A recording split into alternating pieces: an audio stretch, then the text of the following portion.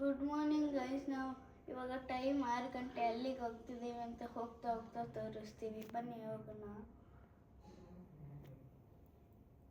Hi. ಬೆಳಗಿನ ಶುಭೋದಯ.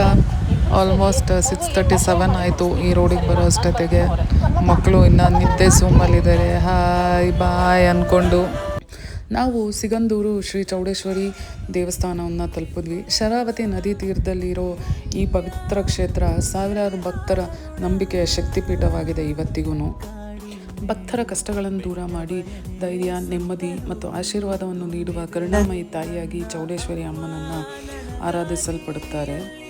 ಅಮ್ಮನ ದಿವ್ಯ ದರ್ಶನ ಮನಸ್ಸಿಗೆ ಶಾಂತಿ ಹಾಗೂ ಜೀವನದಲ್ಲಿ ಹೊಸ ಭರವಸೆಯನ್ನು ಮೂಡಿಸುತ್ತದೆ ಅಂತ ನನಗೂ ಅನಿಸುತ್ತೆ.